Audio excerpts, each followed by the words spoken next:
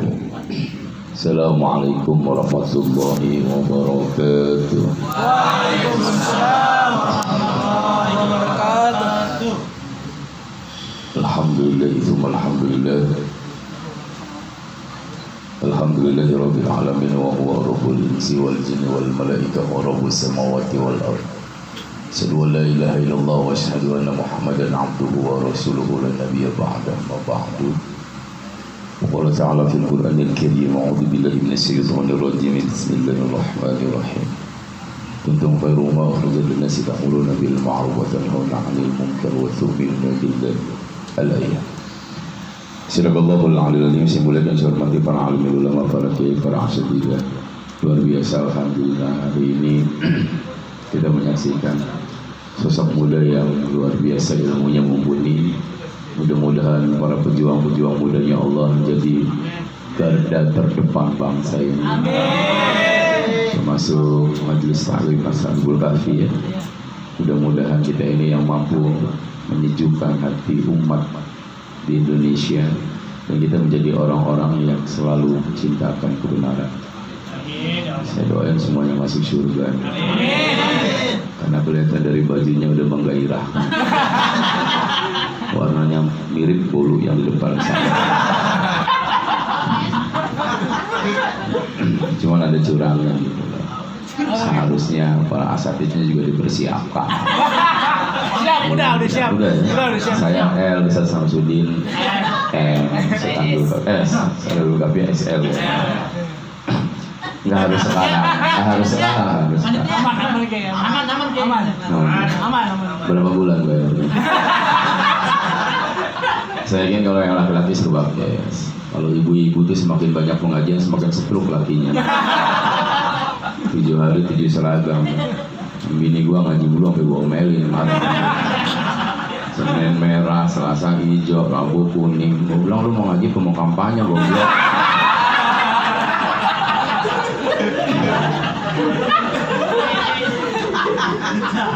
Saya Samsudin Nur, subhanallah, saya sering lihat beliau di Trans TV bersama Ustaz Maulana ya, luar biasa tahfiz Quran. Jadi orang-orang yang hafiz Quran itu jasadnya dipelihara oleh Allah, nggak bakal hancur lebur. Masya Allah, makanya saya kan minimal ya kayak tadi lah 3-4 ayat gak jadi masalah.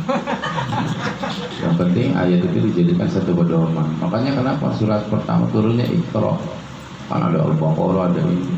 Karena memang Rasulullah membaca situasi dan kondisi saat itu sampai sekarang kita baca ya Bu ya. Ustaz Abdul Kahfi, subhanallah, saya juga pernah lihat beliau di Indonesia. Bagaimana dulu tuh? Ya Trans TV juga. Kalau saya akrab di CCTV Indomaret itu.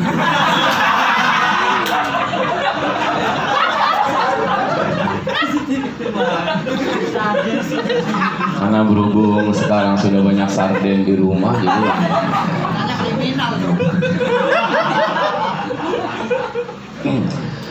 ada satu paribahasa Indonesia. Dulu kita SD sering belajar. Gajah mati ninggalin, macan mati ninggalin, orang mati ninggalin. Lu pasrah banget kan kita. Biasanya kalau yang begitu yang sering dikejar leasing gitu. Motor lunas lo. Lunas ya. Mendingan ditarik daripada langsung neraka, tarik aja. Paribahasa itu, gajah mati ninggalin gading. Kenapa sih gading tetap terkenal dan mahal harganya? Karena orang yang punya gading itu membanggakan. Contoh lah, kalau ada orang merokoknya pakai gading, wah dahsyat ya. Gading gajah nih bos, gitu kan? Ini kalau dibawa ke WC retak nih, dia kagak tahan bawa tai ya.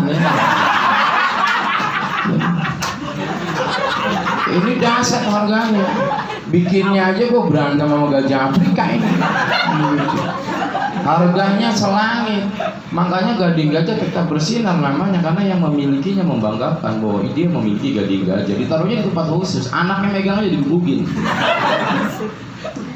Makanya tetap kualitasnya bagus. Macan mati ninggalin belang. Belang macan ini kalau udah jadi jaket, yang pakai cuma artis bos. Artis-artis Amerika tuh kalau udah pakai belangnya macan, mereka bangga. Bahkan jadi fashion di Paris. Wah, macan Afrika jadi jaket. yang gitu. Mau ngambilnya aja kudu berantem dulu. Harganya orang kita nggak ada yang bisa beli dah. Kenapa tetap bagus? Karena belangnya tetap dibanggakan. Manusia mati meninggalkan nama. Kalau nggak ada yang membanggakan nama kita, maka habis. Kenapa sampai sekarang Rasul terus namanya dijunjung tinggi? Karena setiap sholat kita sebut, setiap kali kita sebut, kita baguskan nama Rasulullah, maka nama Rasulullah tetap berkibar. Begitu juga dengan kita anak-anak muda. Jangan pernah lupain nama orang tuanya, sebab sanad itu bisa hilang kalau kita lupa. Ini pengajian begini, orang tua yang meninggal hadiahkan. Karena ada lagunya tuh. Saban malam Jumat ahli kubur. Lu orang Bugis sih gak paham.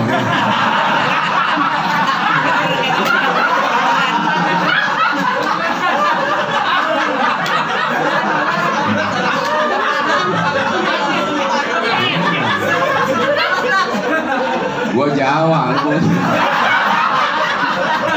kagak nyambung. Tapi nggak apa-apa, tadi gua juga dengerin aja ya. Lalu ketawa gua kagak paham. Saben malam Jumat ahli kubur balik nang umum sambil jaluk donga macan Quran najan sakalimat. Lamun ora dikirimi banjir bali brebes milih bali nang kuburan mangkutang nang bertangisan. Setiap malam Jumat orang tua yang meninggal pulang ke rumah, cuman pocong ditinggal di kuburan. Nah, kalau keblok pintu lo kabur juga. Sambil memohon doa baca Quran kalau sekalimat. Kalau tidak dikirimi, orang tua balik kembali, balik di kuburan sambil bertangisan. Kejem banget anak gua yang dulu gua didik dengan biaya. Dia mau sekolah jual sawah, dia mau kuliah gua jual kebun.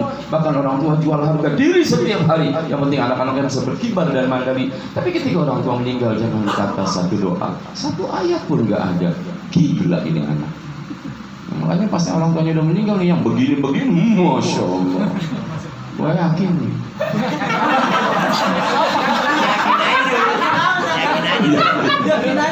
Yakin bablas doa lu. Mau nggak lo kerja, gue gaji sebulan 60 juta. Cuman jadi pekerja rumah tangga doang, 60 juta di kelapa gaji. Cuman mesti konten. 24 jam kerjanya, mulai gosok, nyuci, ngepel, sampai antar menit lah. Tapi harus patuh sama majikan. Kalau majikan datang jam berapa aja harus bangun. Kalau enggak wajib didamprat, diomelin, bahkan dipukul. Kalau kita lagi sakit harus mentingin anak majikan dulu. Biarin kita mau mati, yang penting anak majikan ini bisa sembuh. Bahkan kita lagi anak-anak makan, anak majikan boker kemana-mana tuh. Wajib kita ngebersihinnya. Pokoknya 24 jam siap diomelin, siap dipukul. 60 juta gajinya sebulan. Gak mau kan, karena merasa kehilangan harga diri. Tapi ada yang sanggup mengerjakan itu di dunia. Siapa dia? Ibu kita. 24 jam kerja buat kita. Di saat ibu sakit, panasnya luar biasa, anak baru angkat anak digendong sampai pinggang ibu tuh retak. Kadang-kadang ibu segede ngomong, biarin nak punggung ibu ini retak, biarin pinggang ini hancur, yang penting kau sembuh. Bahkan ibu di ujung kepala kita doa, ya Allah ya Rabb, kembalikan semua penyakit atau berikan saja kepada saya. Biarkan aku yang tergeletak menderita, asal anak-anakku tersenyum bahagia. Orang tua dahsyat mencari kerja. Orang tua ayah kita tiap hari nyium aspal, angin, panas, hujan, badai dicacahinya. Yang penting anak-anaknya bisa berkibar dalam bendera kebahagiaan. Tapi buktinya apa ketika orang tua udah meninggal? Satu ayat pun tak terucap dari mulutnya. Apa betul kita disebut sebagai orang anak? Buang HP lu, jangan dimakan main. Kasih gua buat jadwal. Kalau Ustaz mah penting. Ada kehidupan di dunia ini kan sifatnya cuma kilas sementara ya Bu ya. Dan saling berpasangan. Sebab kalau nggak berpasangan timplang. Ada siang, ada malam. Ada jelek, ada cakep. Ada kaya, ada miskin. Ada suka, ada saling berpasangan. Ada sehat, ada sakit. Ada hidup, ada. Sebab kalau satunya nggak ada, berarti dunia sudah tidak normal. Ada orang cakep, wajib ada orang jelek. Sebab kalau orang jelek dengan orang cakep ini kan bahan perbandingan. Saya 6 bulan yang setahun yang lalu sebelum corona itu umroh plus Turki. Sampai di Turki itu melihat orang nggak ada yang jelek, hidungnya nggak ada yang pesek, cantik semua. Sampai OB-nya gue naksir, OB-nya doang. Jarang-jarang kiai mau sama OB.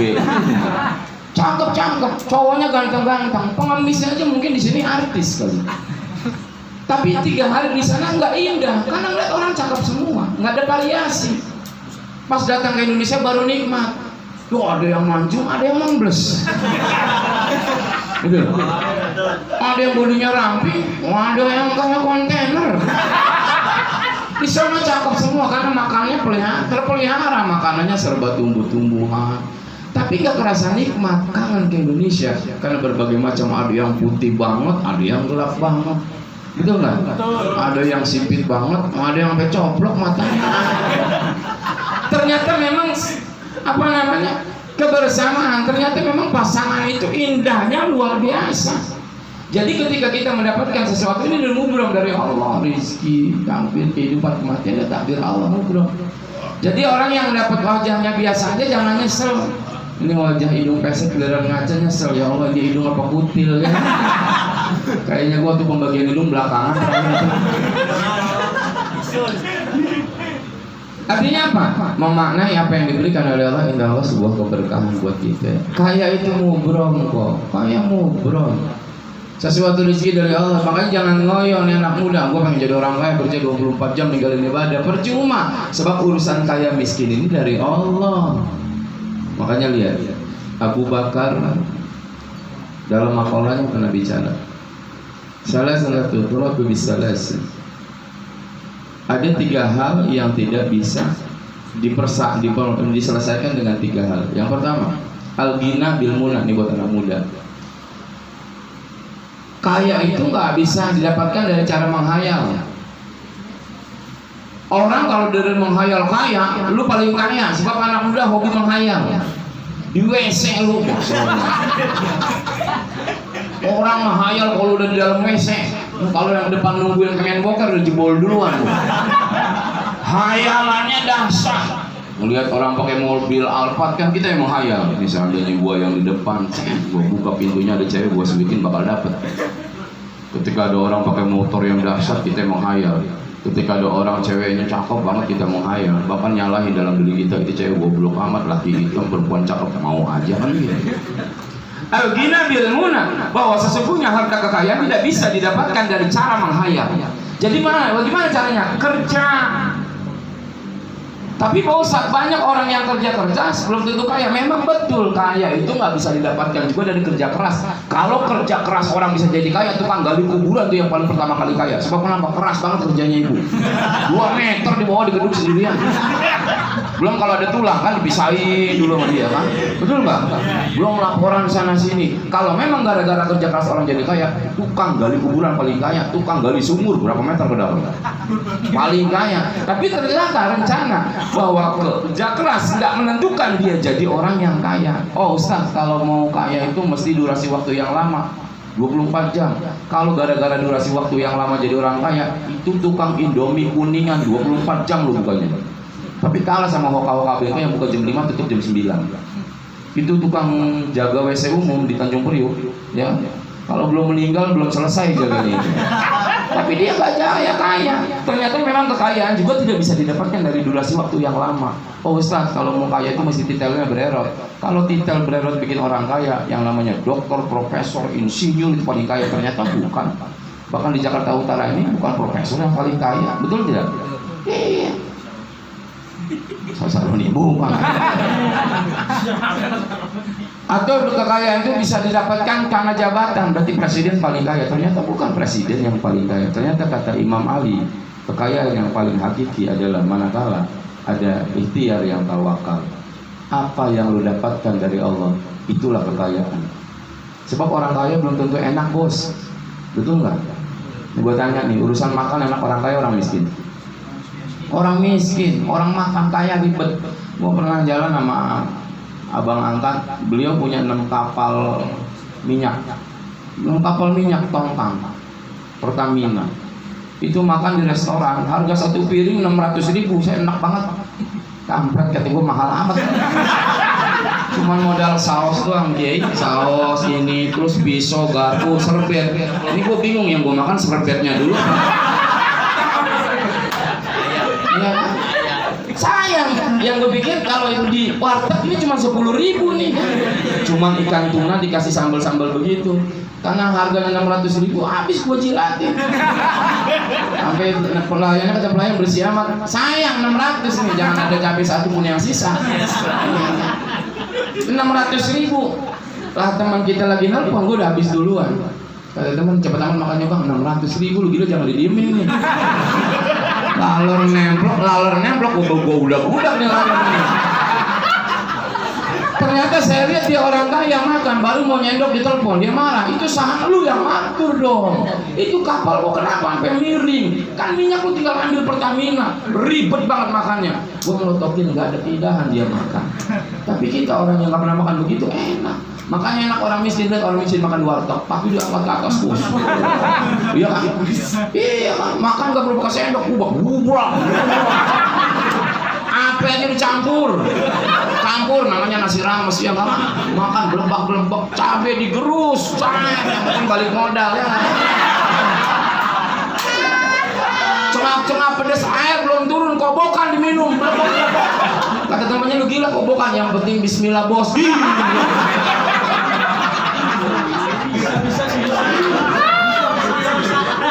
Andalannya bismillah.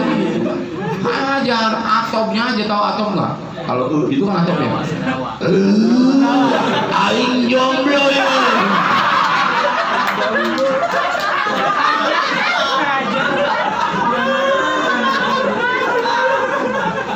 Itu baru atopnya aja. Ternyata mereka nggak ada permasalahan ketika makan. Ya, dia ngikutin Rasul, makan ketika lapar, berhenti sebelum. Ya kadang makan ketika lapar, berhenti sebelum muntah. Nikmat. Orang kaya nggak nikmat. Sok masalah tidur, enakan orang kaya apa orang miskin? Orang miskin bos. Orang kaya, gue pernah tidur sama hotel sama dia. Mau tidur, gue mau denger dia masih teleponan. Kadang nanya siapa, melihat CCTV mobil udah kunci belum nih, Alphard udah di luar masih di dalam, kan gitu. Itu pabrik ada yang jagain nggak? Orang kaya yang tidurnya tertunda, kenapa? Kadang-kadang dibudaki dengan hartanya. Kucing kawin sampai maling. Iya kan? Iya kan? Ya nggak mungkin lah maling rumah bubuk, ngapain mau didobrak? Disentil aja rubuh kamu. Yang diincar kan rumah-rumah begitu tuh sama dia tuh. Jadi masih dibudakin harta, nggak enak tidur. Tapi lihat orang miskin tidur, di mana aja ngejoprak, lagi dicukur tidur, duduk di angkot padahal duduknya miring kayak orang tahlilan. Tidur bu, di WC umum tidur, nungguin bis kota tidur, ya kan di trotoar tidur, bahkan lagi dengerin ceramah. Itu orang miskin.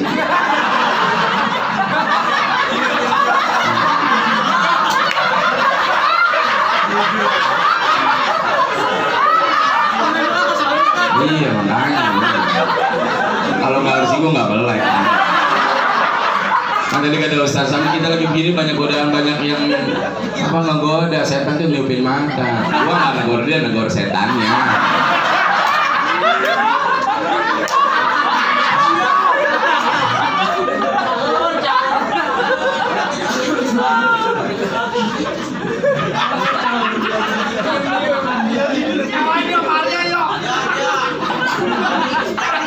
Udah sesama setan jangan saling ganggu. Tuh ya. Jadi pertama al-ghina bil, orang kaya nggak bisa didapatkan dari cara menghayal. Yang kedua sebab bil khitab. Masa muda nggak bisa didapatkan dari nyemir rambut.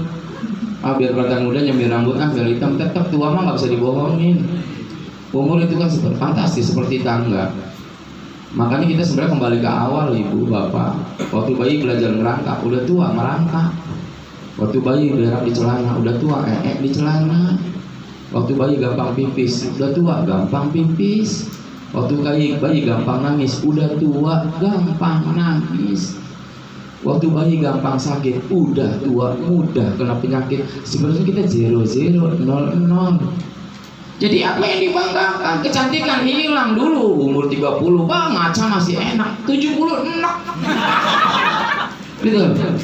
Dulu waktu masih muda mah kulit kena apa aja seger. Tapi lihat nenek-nenek kalau udah umur 70 tahun duduk depan kipas berisik lepak-lepak. Gue pikir mic yang rusak katanya kulitnya kena angin. Makanya haram nenek-nenek duduk di angkot di paling pinggir. Bikin supir bingung. Perasaan kalau turun mesin bunyi kelepak-kelepak. Dilihat dari spion, ya Allah di muka kendoran.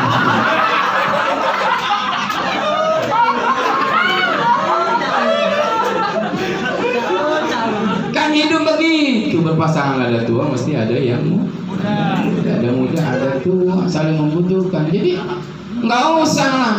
Anak-anak muda nih nggak apa-apa lah kalau lu nyemir rambut isoknya lah, buat gaya hidup nggak jadi masalah. Tapi ingat, hidup di dunia ini bukan sekedar ngedepanin gaya, mati rasa loh. Tapi hidup di dunia ini adalah tujuan, mau kemana sebenarnya. Perjalanan itu singkat bos, singkat perjalanan. Nabi Nuh kalau nggak salah ya, yang umurnya paling panjang siapa? Nabi siapa? Lu Nabi Alek doang sih kenalnya.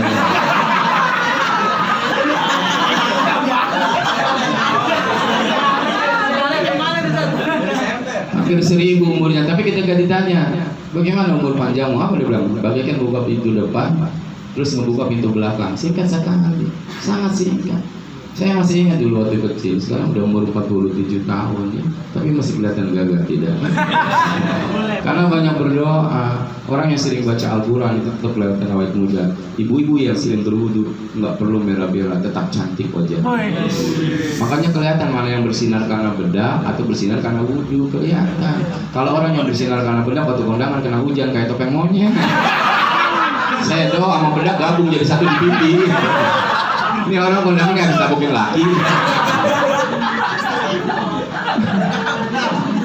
Tapi ya kalau aura wajahnya karena wudhu, masya Allah. Perempuan tuh wajib cantik kalau mau udah tua, sebab menghibur suami adalah ibadah. Satu gelas air putih yang kita suguhkan pada suami itu nilainya 100 kali sholat sunnah. Satu gelas. Suami mau berangkat, pak 100 kali ya. 100 kali sholat sunnah. Ayah minum belebok. Pahala ibu 100. Pulang kerja 100 lagi. Tapi karena ibu banyak dosa jangan nyari 100, pakai ember sekali. Ayah cari 10.000 ya. Kata lakinya undang-undang musim ikan cupang lu goblok. Nah gua udah lepin. Gimana tuh nyasar ke situ? Nyasar tadi ya. Jadi masa muda nggak bisa diambil karena menyelidik rambut tua itu kelihatan. Nah sekarang orang-orang tua itu banyak pengen jadi anak muda. Aduh gua beli ngeliat nenek-nenek sekarang. Kalau gua ngeliat TikTokan sehari ini adem, ini nenek-nenek main TikTok kan goblok. Nenek-nenek main TikTok. Saya sering banget ketipu sama jamaah. Ping biasa kalau WA-nya WA pakainya ping kan. Nggak assalamualaikum ping kan gua jawab pong. Tapi Ustadz juga manusia. Sebelum saya jawab saya lihat dulu foto profilnya. Masya Allah, bulu mata anti badai, hidungnya masya Allah, anting aja ban Vespa, jilbabnya nggak kompak, satu miring sini. Ibu-ibu sekarang begitu. Saya lihat ini cakep juga nih orang. Akhirnya saya jawab lembut karena masih muda. Saya pikir Ustadz juga manusia. Siap mbak, apa yang bisa saya bantu? Halus bahasanya. Kalau nenek-nenek mah gue diemin 2 hari baru gue jawab. Dia bilang, Pak Ustadz mohon maaf bisa nggak ceramah di tempat saya jam sekian, tanggal sekian, bulan sekian. Buat mbak 24 jam, saya siap. Wah gila. Ustadz nanti kalau ketemu saya pakai baju merah ya, Pak Ustadz kan belum kenal saya. Siap, itu warna kesukaan saya. Pas hari hanya ceramah jam 2, jam 1 udah saya tongkrongin depan musola. Saya ping dia jawab pang ping pong. Saya udah depan musola nih, Pak Ustadz kok cepet banget? Saya bilang wajar, ya demi mbak. Dari subuh juga saya siap berdiri di sini. Pak Ustadz saya keluar pakai baju merah yang siap. Keluar pakai baju merah, gua pakai 17 setan. Nenek yang undang saya, iya Pak Ustadz. Geblok, itu foto profil siapa? Artis India Pak Ustadz. Gua berdiri di situ, enak, gua pulang malu. Coba sekarang gue tanya, ada nggak di Facebook itu yang pasangan suami istri ditempelin fotonya? Agak masing-masing, neraka itu. Makanya saya emang nggak punya Facebook. Iya. Kalau saya ya, kalau zaman Alwani ada. Itu ya. Jadi sebab bil khitab. Jadi pasrah dengan masa tua aja mas. Satu uban yang nembul di kepala itu uang. 1 hari umur kita berkurang. 2 uban 2 hari, 3 uban 3 hari. Kalau udah uban semua tinggal menghitung hari. Betul tidak? Tapi insya Allah panjang umur sehat badannya. Oh masih banyak hitungnya ya. Agak latah juga. Iya. Ustaz, ada anak muda uban semua emang butuhkan tuh. Nah yang terakhir bagus buat sekarang, al-marad bil adawiyah. Sakit itu nggak harus sembuh dengan obat, nggak harus sembuh dengan obat. Corona ini makhluk Allah, haram mereka masuk tanpa izin Allah. Makanya supaya mereka nggak masuk, kita berdoa agar tidak dimasuki tubuh kita. Jaga iman, pelihara imun. Olahraga kan ibadah juga. Siapa bilang sholat itu nggak sehat? Makanya orang-orang tua dulu makan sukunya duluan. Sebelum ayam bunyi dia udah berangkat duluan kena tetesan embun. Dan setiap saripati embun ini kesehatan buat tubuh. Hawa pagi lagi polusi nggak ada, menghirup hawa udara pagi ini kesehatan buat tubuh. Kemudian digerak-gerakkan dengan 2 rakaat salat. Ini luar biasa. Diajarkan sama Allah. Kebersihan sebagian daripada iman. Kesehatan merupakan keimanan kepada Allah. Orang kalau udah sakit kan gak enak sholat. Kadang-kadang kita begitu. Waktu kita susah minta sama Allah, giliran senang ngasihnya sedikit sama Allah. Giliran kita sakit mintanya gila-gilaan pengen sembuh, tapi giliran sehat kita lupa sama Allah. Giliran kuat kita lupa, giliran lemah kita berlomba-lomba ke Allah. Kenapa sih harus diguncangkan dengan gempa baru takbir disebutkan? Kenapa ketika kita dimiskinkan baru kita dekat dengan masjid? Kenapa kita ketika diberikan wabah penyakit baru semua menyebut asma Allah? Gimana ceritanya? Seharusnya ketika sehat, ketika sholat masih enak, itulah kenikmatan ibadah sesungguhnya. Orang sakit mah sholatnya bikin ribet, apalagi jadi imam takbirnya aduh, belakang makmum buat tendang juga yang begini. Ya, jadi al-marad bil adawiyah, jaga imun, jaga kesehatan, tujuannya semuanya buat ibadah. Segala penyakit, semua apapun yang ada di dunia ini atas dasar aturan Allah Subhanahu wa taala. Hayu kerja supaya jadi orang sukses tapi tetap pasrah kepada Allah. Hayu berjiwa muda tapi ingat bahwa kemudahan bukan cuma gaya hidup yang kita tonjolkan, tapi tujuan hidup menjelang hari tua kita supaya kita rebah dalam rebahan ilahi yang paling indah.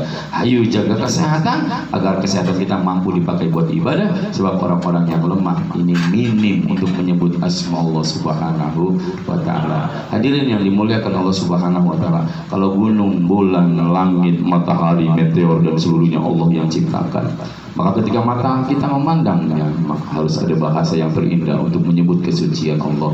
Kalau memang ruh ini Allah yang meniupkan, maka jaga ruh ini dengan ibadah. Kalau memang seluruh pergolakan dunia Allah yang atur, maka kembalikanlah kepada Allah Subhanahu wa taala. Tidak ada orang yang terkaya di dunia ini, sebab kekayaan apapun tidak membuat dia bahagia, tapi yang mengembalikan kepada Allah. Inilah sehebat-hebatnya manusia. Tidak ada keagungan yang diciptakan di dunia ini kecuali Allah yang Maha Agung. Jadi jangan merasa agung, jangan merasa hebat, jangan merasa tinggi, merasalah kerdil di hadapan Allah. Kalau kita mau masuk sholat masuk surga lewat pintu sholat, ribuan jutaan miliaran orang di Masjidil Haram sholatnya begitu hebat.